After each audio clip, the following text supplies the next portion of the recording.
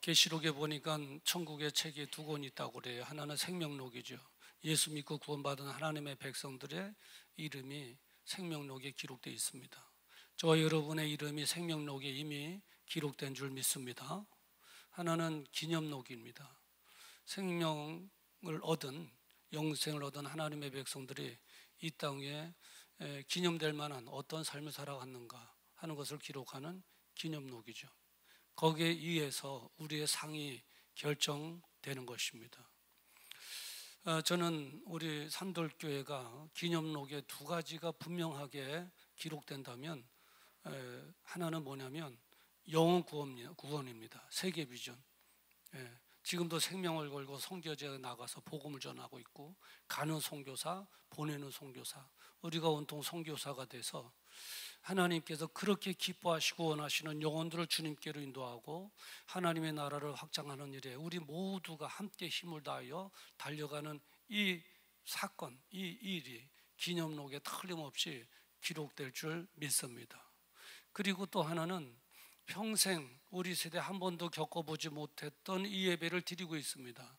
코로나19로 인해서 많은 사람들이 다 어려움을 겪고 있는데, 또 많은 사람들이, 신앙이 없는 사람들이 예배 자리를 이렇게 이탈하고 있는 이때에 그래도 끝까지 예배 자리를 지키고 교회를 지키고 하나님께 예배드리는 여러분들의 이 예배가, 평소시와는 다른 이 예배가 기념록에 틀림없이 기록될 줄 믿습니다.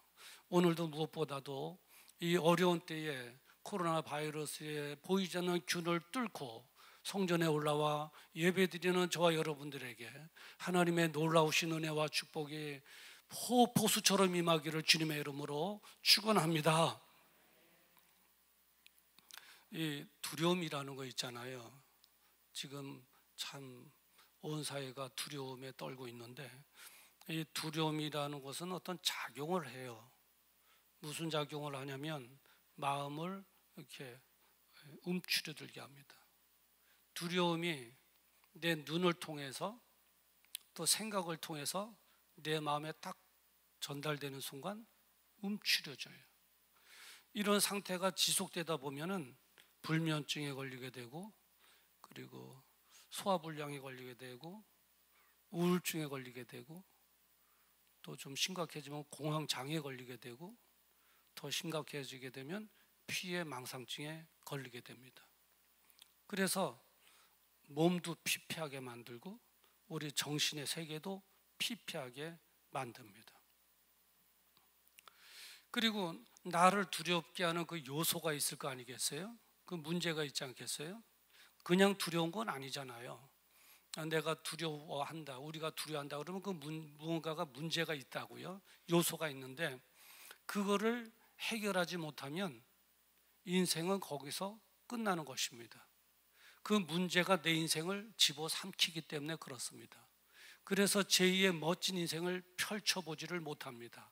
그냥 인생이 거기서 끝나지게 되는 것이죠.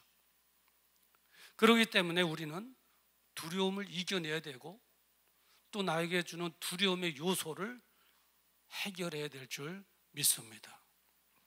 오늘 본문에 보면 바로 그 해답을 저 여러분에게 하나님께서 주고 있는 것을 볼 수 있습니다.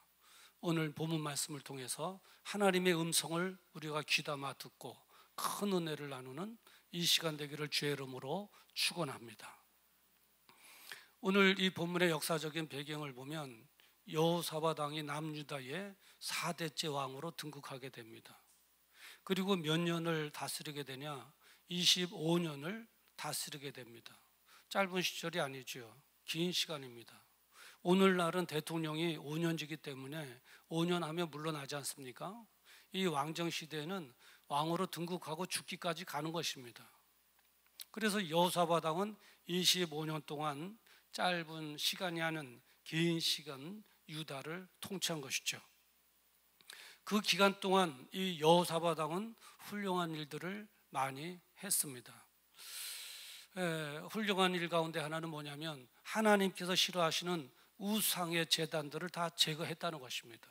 우상의 제단, 그 당시에 대표적인 것은 바알신과 아세라신 아닙니까? 이스라엘 백성들이 어느 순간에 하나님을 떠나 물질에 집착하기 시작한 거예요. 바알신에 빠지기 시작한 거예요. 막 돈, 물질 그러는 거예요. 그리고 물질이 주어지면 그 물질 가지고 향락을 즐기면서 살아가는 거예요. 한마디로 말하면 하나님을 떠난 죄의 삶이죠. 여호사밧 왕은 그것을 다 제거한 것입니다. 다 제거한 것이죠. 바알도 제거하고 아세라신도 다 제거한 거예요. 그리고 율법을 가르친 것입니다. 말씀을. 하나님의 백성은 말씀으로 살아가야 됩니다. 말씀으로 살아가야 하나님께서 기뻐하십니다. 말씀 교육을 시키기도 하고, 또 하나는 하나님을 의지하고 살아가는 법을 이스라엘 백성들에게 가르쳐 줬습니다. 우리 성도들은 물질로 살아가는 사람이 아니고 즐기며 살아가는 사람이 아니라 하나님만을 의지하고 하나님의 은혜 속에서 살아가는 존재, 바로 그런 사람들이 우리 성도들입니다. 하나님만을 의지하고 살아가십시오 하고, 여호사밧 왕은 우상을 제거하고, 그리고 하나님 말씀으로 교육을 시키고, 그리고 하나님만을 의지하며 살아가는 법을 가르친 것입니다. 그 결과로 하나님의 은혜가 임한 것이죠. 만약에 여러분들이 하나님이라고 가정에서 생각한다면, 그런 여호사밧과 이스라엘 백성, 우상을 제거하고 백성들을 말씀으로 교육하고 하나님을 의지하는 법을 가르치는 여호사밧 왕, 그리고 그 가르침에 아멘하고 돌아오는, 하나님께로 돌아오는 유다 백성들, 여러분들이 하나님이라면 그들을 어떻게 보시겠습니까? 아름답게 보지 않겠습니까? 너무 기쁜 마음으로 보실 거예요. 하나님도 마찬가지예요. 그래서 하나님께서 복을 주셔서 그 나라가 견고해졌고, 그리고 경제 성장으로 부유한 나라가 됐습니다. 역대하 17장 5절에 보면 이렇게 기록되어 있습니다. 그러므로 여호와께서 나라를 그 손에서 견고하게 하시매 유다 무리가 여호사밧에게 예물을 드렸으므로 저가 부귀와 영광이 극하였더라 그랬습니다. 견고한 나라가 되었다, 인생으로 말하면 멋진 인생이 되었다 하는 것이죠. 그리고 저가 부귀와 영광이 극에 달하였다 하는 것은 풍요로운 삶을 살았다, 하나님께서 주신 은혜와 축복이 얼마나 컸으면 극에 달하였다 라고 말하고 있겠습니까? 그래요. 여기에서 저 여러분에게 주는 교훈이 있는데 뭐냐면, 신앙을 지키며 살아갈 때에 하나님께서 큰 은혜를 베풀어 주신다고 하는 사실입니다. 오늘 본문에 보면 바로 이러한 때입니다. 바로 이러한 때, 우상을 제거하고 신앙교육을 시키고 유다 백성들은 회개하고 하나님께로 돌아오고 믿음의 자리로 돌아오고 하나님을 의지하며 살아가는 법을 배워 하나님만을 바라보며 살아가는 이스라엘 백성들에게 하나님께서 큰 은혜와 축복을 주셨을 때, 바로 이때에 모압과 암몬이라고 하는 나라가 침략해 왔습니다. 오늘 본문 역대하 20장 1절에 보면 이렇게 기록되어 있죠. 그 후에 모압 자손과 암몬 자손이 몇 마흔 사람과 함께 와서 여호사밧 왕을 치고자 한지라라고 기록하고 있습니다. 이 암몬과 모압이라고 하는 나라가 침략해 온 것입니다. 이 두 나라의 위치는 어디냐? 남유다를 중심으로 해서 남동쪽에 있는 나라죠. 그러니까 사해바다를 중심으로 해서 사해바다 남쪽 동쪽으로 포진된 나라입니다. 이 침략한 군사의 규모는 얼마나 되느냐? 2절에 보니까 큰 무리가라고 기록되어 있습니다. 이 영어 성경어를 보니까 Great Multitude라고 하는 단어로 써져 있어요. 이것은 아주 수많은 군중들의 무리들, 셀 수 없는 수, 그 많은 군사들이 침략해 온 것이죠. 그러니까 여호사밧 왕과 유다 백성들에게는 큰 위기가 아닐 수가 없는 것입니다. 큰 위기가 닥쳐온 것이죠. 그러면 그들이 어디에 진을 쳤는가? 2절에 보니까 엥게디라고 하는 곳에 진을 쳤습니다. 이 엥게디라고 하는 것은 바로 근접한 거리에 있는 마을입니다. 그러니까 이 암몬과 모압이 침략한 이 부분을 우리가 함축해서 말한다면, 한마디로 말한다면 큰 위기가 코앞에 닥쳐왔다는 것입니다. 큰 위기가 코앞에 닥쳐왔다는 것. 여기에서 저 여러분에게 주는 교훈이 있습니다. 뭐냐면 사단은 성도들의 형통함을 보지 못한다고 하는 사실입니다. 이방의 나라는 하나님의 백성들이라는 유다의 형통함을 보지 못해요. 여러분, 에돔과 모압이 왜 침략해 왔습니까? 이유는 한 가지뿐입니다.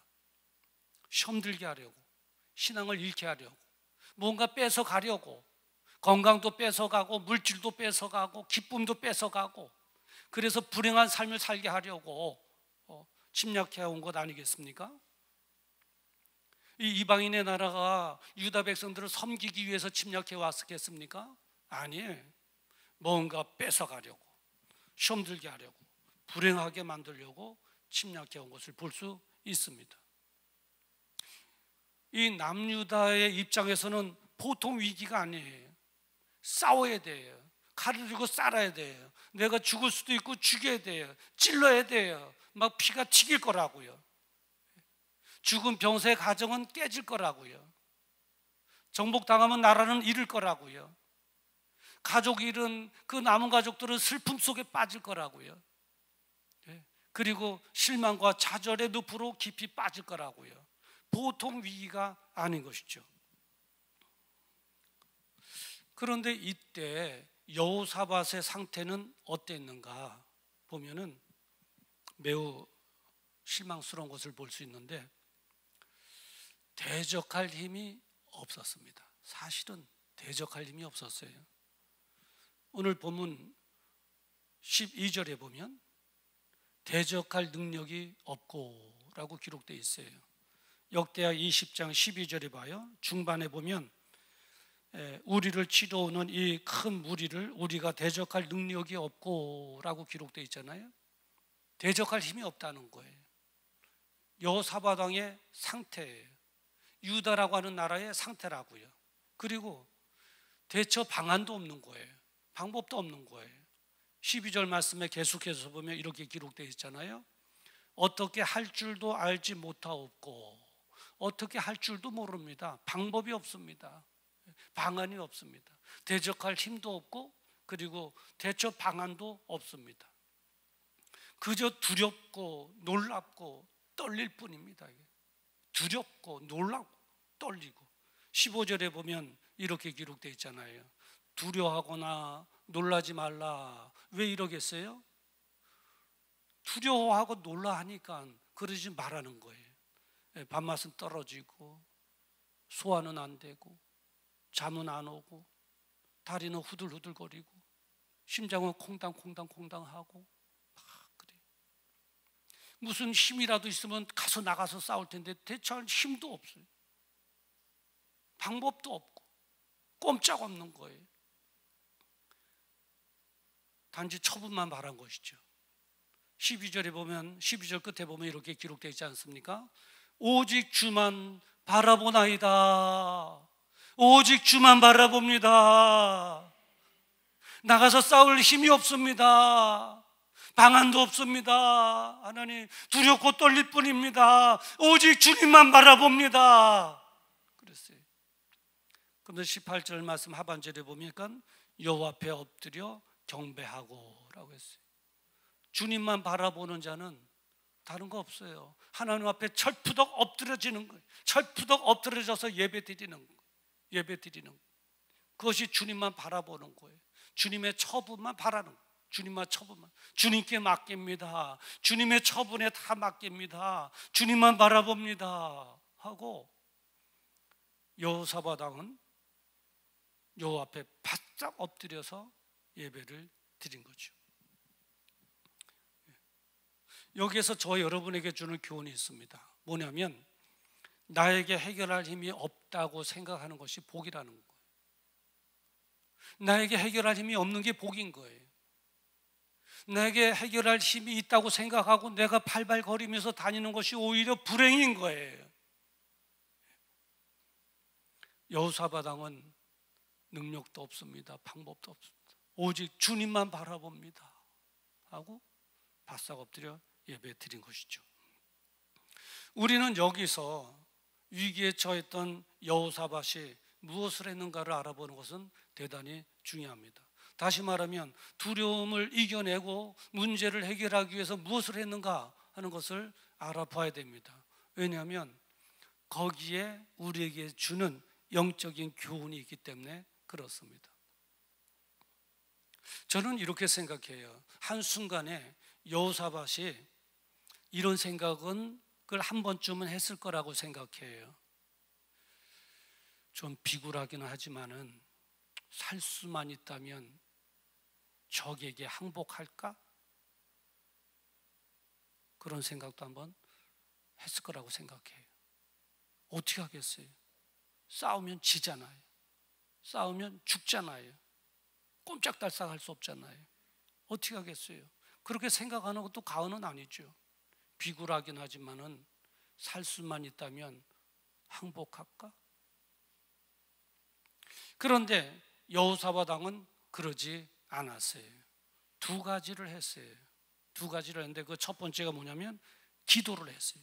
기도. 3절 말씀에 보면 여호사밧이 두려워하여 여호와께로 낯을 향하여 간구하고 했어요. 여호사밧이 두려워할 때 뭐 했다고 합니까? 하나님을 향하여 간구했다 합니다. 그리고 4절에 보니까 유다 사람이 여호와께 도우심을 구하려 하여 유다 모든 성읍에서 모여와서 여호와께 간구하더라, 이렇게 기록하고 있습니다. 우리는 여기서 기도에 대한 정의를 내릴 필요가 있어요. 기도가 무엇인가? 기도란 무엇인가? 여러 가지 정의가 많이 있습니다만은 이 본문 중심으로 이 정의를 내린다면 기도란 무엇인가? 하나님께 도움을 청하는 것이다. 예. 하나님께 도움을 청하는 유일한 통로가 기도인 거예요. 기도는 하나님께 애소를 치는 거예요. 이 여호사밧 왕은 이 절대절명의 위기 때에 하나님께 도움을 구한 거예요. 영화의 한 장면이 기억나는데 여자가 물에 빠져서 바다에 빠져갖고 막 허부적거리고 있을 때 옆에 배가 하나 딱 지나가더라고요. 그러니까 손을 막 들면서 도와주세요. Help me, help me. 우리는 하나님을 향해서 하나님 나를 도와주시옵소서, 나를 도와주시옵소서 기도를 통하여 도우심을 구해야 될 줄 믿습니다. 그리고 이 유다 백성들과 여호사밧 왕은 위기 때에 모여서 기도했습니다. 4절 말씀에 보면 모든 성읍에서 모여와서라고 기록하고 있습니다. 모든 성읍에서 모여왔다. 모여왔다. 어디로 모였는가? 기도처로 모였다는 거예요. 살던 그 지역에서 다 모여 기도처, 성전으로 모여왔다는 거예요. 이게 중요한 거예요. 기도가 절실히 필요할 때는 모여서 기도해야 돼요. 우리 산돌교회 금요 기도에 더 많이 모여야 돼요. 더 많이 모여야 돼요. 기도가 필요할 때 우리가 꼭 기억해야 될 것이 있는데 뭐냐면 기도가 필요할 때에 기도하지 못하게 하는 것은 사단의 방해라고 하는 사실입니다. 사단은 기도가 필요할 때 기도하지 못하도록 해요. 그 기독신문에 봤는데 어떤 목사님의 글이에요. 그 글의 마지막 부분에 한국 교회의 지금의 실상을 보면서 어려움을 보면서 마지막 부분에 이 말을 하고 끝내는데 무슨 말이냐면 교회는 사단의 방해를 받으면 안 된다. 교회는 사단의 방해를 받아 금요 기도회가 실종되면 안 된다. 예배가 실종되면 안 된다. 교회는 사단의 방해를 받으면 안 된다. 얼마나 안타까웠으면 그런 글을 기고했는가 이렇게 생각이 들지요. 이 같은 여호사밧 왕과 유다 백성들은 그 위기 때에 모여서 기도했어요. 그리고 이 유다 백성들이 참 지혜롭다고 하는 것이 뭐냐면 기도할 때에 하나님의 약속의 말씀을 붙잡고 기도했다는 거예요. 9절 말씀에 보면 이렇게 기록되어 있어요. 만일 재앙이나 난리나 견책이나 온역이나 기근이 우리에게 임하면 주께 부르짖는 즉 들으시고 구원하시리라 하였나이다. 건져내시리라 주님께서 말씀하셨나이다. 하나님, 우리가 암몬과 모압으로부터 침략을 받고 있습니다. 재앙입니다. 지금 난리입니다. 하나님께서 도와주셔야 됩니다. 하나님, 이러한 때 기도하면 하나님께서 구원해 주시겠다고 말씀하지 않으셨습니까? 하나님 도와주십시오. 네. 약속의 말씀을 붙잡고 기도한 거예요. 여러분, 지금이 재앙의 때 아닙니까? 재앙의 때죠. 지금이 난리 때가 아닙니까? 온 세계가 난리잖아요. 우리나라도 난리고 온 세계가 난리예요. 지금 온역이잖아요. 전염병. 온역이라고 하는 것은 전염병이잖아요. 코로나19로 인해서 안 보이는 바이러스, 이 온역으로 인해서 얼마나 어려움을 많이 겪고 있어요. 이럴 때 기도하면 하나님께서 구원하시라 말씀하시 아니하셨나이까? 하나님의 약속의 말씀을 붙잡고 기도를 한 것이죠. 자, 그런데 어떻게 됐습니까, 여러분? 이 전쟁통에 기도하다가 죽었습니까? 상대방에 막 칼로 막 쳐들어와서 기도하다가 칼에 맞아 죽었습니까? 아니, 그렇지 않아요. 죽기를 각오하고 이 전쟁통에 무릎을 꿇고 하나님 앞에 기도했더니 하나님께서 들어주시고 응답해 주셨습니다. 17절 말씀에 보면 두 가지로 응답해 주셨는데 하나는 위로함으로 응답해 주셨어요. 위로해 주셨어요. 무슨 말로 위로해 주셨느냐? 17절에 보면 두려워 말라 그래요. 그리고 놀라지 마라. 나는 너와 함께한다. 내가 너와 함께하니 두려워하지 말고 놀라지 마라. 얼마나 위로가 되겠습니까? 이 유다 백성들은 이 위로함에 아멘, 내가 믿습니다 그랬을 거예요. 이렇게 위로함으로 응답해 주셨고 하나는 전략으로 응답해 주셨습니다. 어떤 전략이냐? 전쟁은 너의 것이 아니다. 너희들은 싸울 것 없다. 하나님의 싸워주심을 구경하라. 구경만 하라. 이게 전략이에요. 전략. 구경만 하라. 하나님의 해결해 주심을 구경만 하라. 구경만 하라. 이게 전략인 거예요. 이게 전략. 이렇게 응답해 주셨어요. 위로를 통해서 응답해 주셨고 전략을 알려주시면서 응답해 주셨고. 자, 이렇게 여호사밧은 위기에 정말 처해 있을 때 무엇을 했느냐? 기도했습니다. 이 여호사밧 왕은 이렇게 생각했을 거예요. 아, 하나님께서 기도하라고 하는 사인이구나. 암몬과 모압의 이 침략, 이 위기, 하나님께서 기도하라고 하는 사인이구나. 아멘 하고 본인도 기도했고 이스라엘 백성들도 다 모이게 해서 기도한 것입니다. 그랬더니 하나님께서 응답해 주셨어요. 자, 이렇게 여호사밧 왕은 기도했고 우리는 여기서 여호사밧 왕에게 또 한 가지를 물어봐야 돼요. 왕이요, 아까 그 위기 때에, 어려운 때에 두 가지가 있다고 했는데 하나는 기도하는 것이고 하나는 또 뭔가요? 물어보면 여호사밧 왕은 이렇게 말을 할 거예요. 예, 한 가지가 더 있는데 그것은 찬송했습니다. 찬송했습니다. 21절 말씀에 보면 이렇게 기록되어 있어요. 노래하는 자를 택하여 거룩한 제복을 입히고 군대 앞에서 행하여 여호와를 찬송하여. 여호와를 찬송하여. 저는 깜짝 놀랐어요. 저는 기절할 뻔했어요. 하나님을 섬기는 하나님의 백성들이 전쟁이 임할 때 기도하고 전쟁이 임하는 것까지는 이해해요. 기도했다고 하는 것은 이해가 돼요. 저는 또 뭘 했을까요? 하고 물어볼 때 여호사밧 왕으로부터 이 말을 들을 줄 알았다고요. 병사들을 징정하고 그리고 무기를 생산하고 훈련을 하고 전략을 세워서 나가서 싸웠습니다. 이런 말을 할 줄 알았는데 찬송했습니다라는 거. 이해가 안 되죠. 타당한 행동이라고 생각하세요, 여러분? 지금 전쟁을 치르고 있잖아요. 전쟁을 치르고 있잖아요. 전쟁과 찬양이 무슨 상관이 있냐고요. 아무 상관도 없어요. 세상 사람들이 볼 때 정말 어리석고 미쳤다고 생각할 거예요. 그렇지 않겠느냐고요. 만약에 이렇게 생각해 보세요.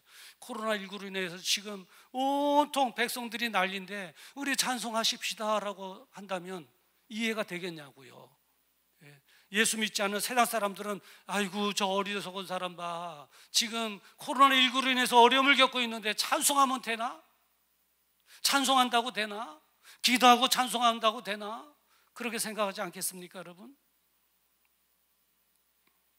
그런데 여러분, 정말 이 어려운 때에 찬송한다는 것이 어리석고 그리고 미련한 행동일까요?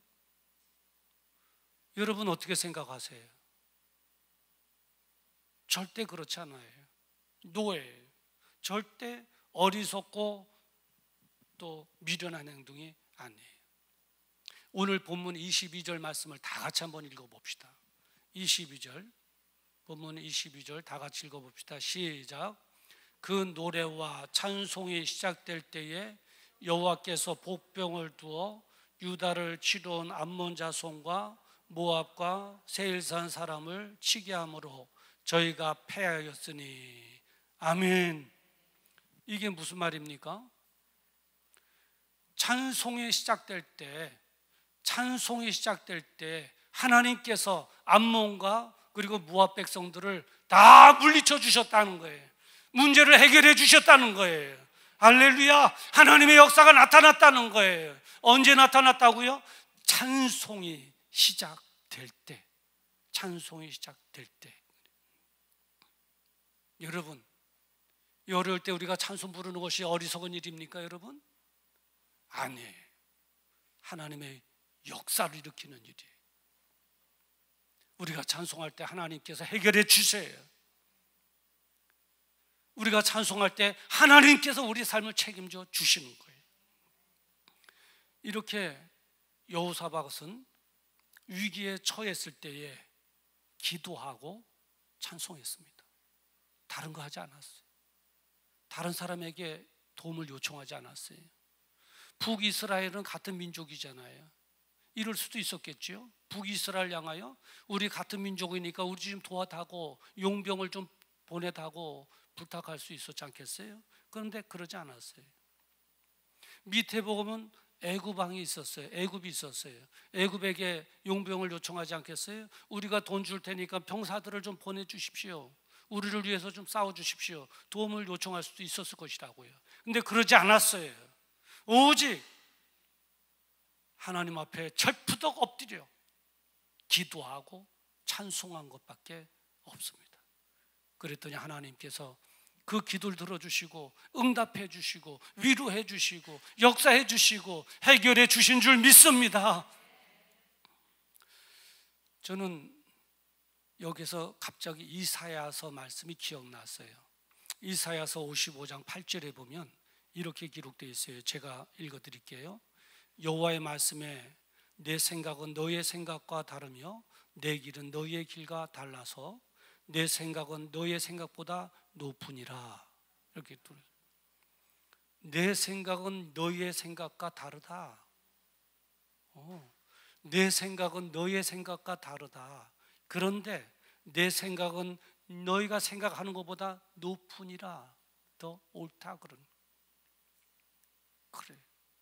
내 생각에는 이렇게 심각한 위기 때에 찬송하고 기도한다고 해결될까? 의아스러운 거예요. 안 될 것 같아요. 여러분 한번 생각해 보세요. 찬송하고 기도하는 것과 전쟁과의 무슨 관계가 있냐고요? 관계가 없어요.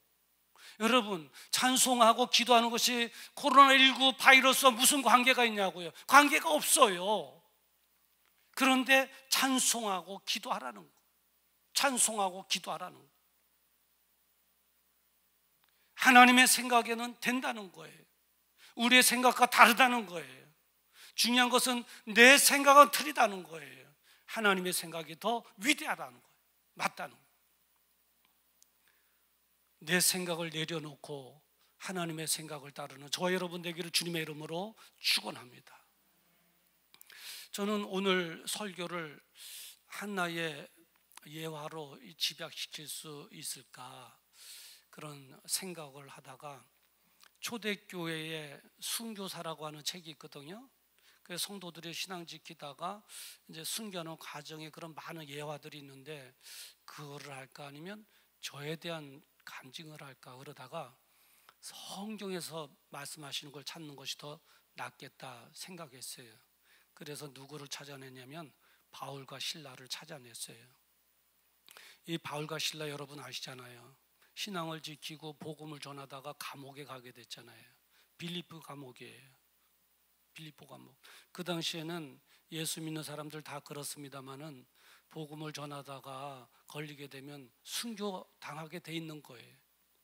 로마의 원형극장에서 굶주린 사자에 의해서 죽기도 하고 폴립과 같은 사람은 철규등에 묶여서 화형당하기도 하고 또 계시록에 보면 그 가마솥에 기름물을 펄펄펄 끓여서 그 안에 집어넣어서 죽이기도 하고 막 다양한 형태로 예수 믿는 사람들을 죽이는 거예요. 순교당하는 그 시대잖아요. 그런데 복음 전하다가 잡혔어요. 감옥에 갇혀진 거예요. 캄캄한 밤이에요. 적막해요. 너무 조용해요. 이 갑자기 조용하면 두려움이 더 엄습해지는 거예요. 내일 죽잖아요. 바울과 실라는 어떤 형태로 죽게 될까? 한때는 죽어도 주를 위해 살아도 주를 위해 막 한때는 평안할 때는 막 신앙 고백하면서 찬송도 불렀지만 진짜 죽음의 현장에 붙잡혀 있으니 실감이 나는 거 아니겠어요? 막 가슴에 어느 순간에는 콩닥콩닥 주체할 수 없이 막 콩닥콩닥 뛰기도 하고 다리 후들후들 돌리기도 하고 막 정신은 산란해지고 막 어떻게 가는 길이 없는 거예요. 바울과 실라가 이러면 안 되겠다. 이러면 안 되겠다. 어떻게 마음을 좀 안정시켜야지. 이 두려움으로부터 벗어나야지. 이 어려움으로부터 벗어나야지. 어떻게 하면 좋을까? 그러다가 기도하고 찬송했잖아요. 하나님, 우리를 도와주시옵소서. 그리고 찬송도 부르지 않았겠어요? 내 주를 가까이 하게 함은 십자가 짐 같은 고생이나 내 생소원을 늘 찬송하면서 주께도 나가기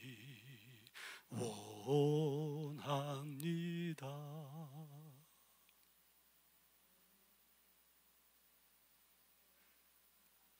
마음이 편안해지.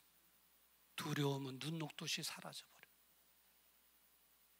그래 갑자기 하나님의 역사가 일어났잖아요. 옥문이 열리고 착고가 풀어지고 옥토가 흔들리고 옥토가 흔들려졌다는 환경이 움직여진 거예요. 착고가 풀어졌다는 5만 가지 문제가 해결됐다는 거예요. 옥문이 열렸다는 거, 앞길이 열려졌다는, 살길이 열려졌다는 거예요. 이들이 일부러 막 그냥 흔들어 갖고 이 옥토로 움직인 게 아니에요. 하나님의 역사로 움직인.